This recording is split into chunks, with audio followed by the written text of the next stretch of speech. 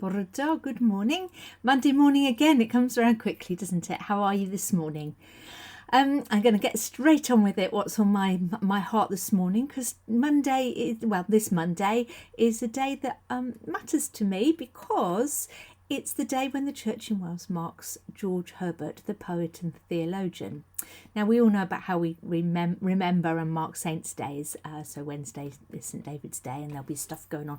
We're going to a bilingual service in Usk Church. The girl from Kent is going to be speaking Welsh, which should be a lot of fun, shouldn't it? There will be other competent Welsh speakers there. Anyway, that's an aside. St David's Day, we know we do. You know that February the 1st is one on my calendar that I mark. There's that St Bridget's Day, and she's important to me.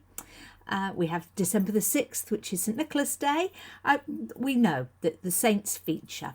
But there are other important people who are remembered in the church calendar, and today we remember George Herbert. He's written some beautiful poetry. He was around at the end of the 1500s and the beginning of the 1600s, a time when we think of church as being quite austere and harsh. And he's written some beautiful poetry about his relationship and understanding of God, which just tell me he wasn't like that at all. He was deeply rooted in the love of God. One of the poems he's written is called Love 3. There is a Love 1 and Love 2, but they're not quite so well known. Love 3 is a poem all about God drawing us into relationship with him through love.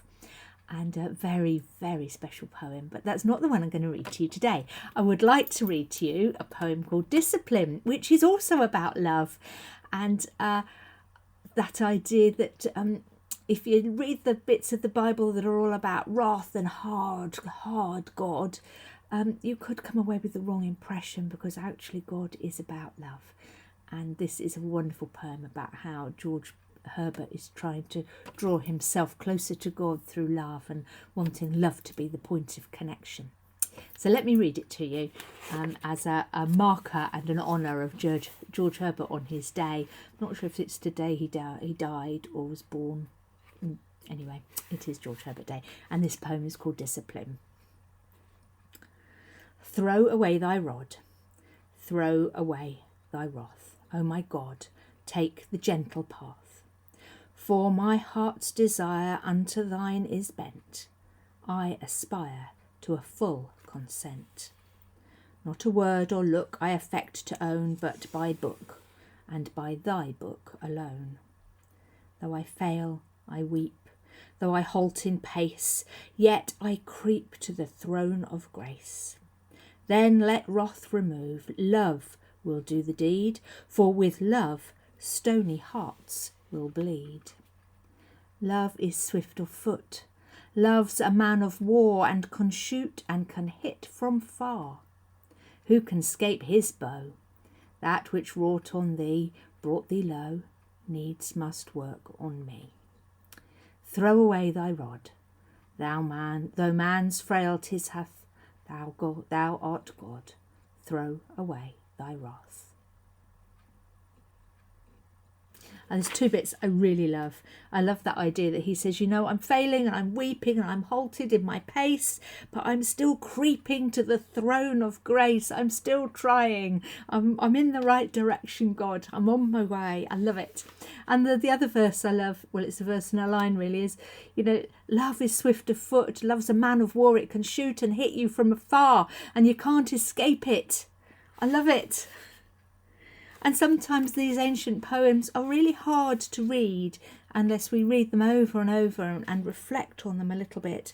And there's no doubt about it at all. George Herbert is resting in the love of God, understanding that for all that might make it hard, that's the bit to focus on, and that's the way to keep facing.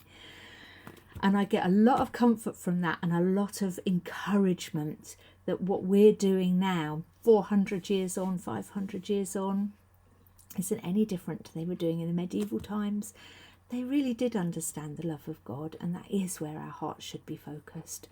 And of course we need to act and respond to everything that's going on around, but we do it knowing that we are loved. What a great way to start the week. So let's honour George Herbert. What are you going to do? I'm sure he'd love it if you had a piece of cake and a nice cup of tea with a friend later. I will be doing what I always do. I hope I see you out and about, and you're in my prayers. And if there's anything I can do, you know where I am. Why not have a little Google of George Herbert and see if you can come up with a poem that's your favourite. Let me know. Lots of love and God bless. Bye bye.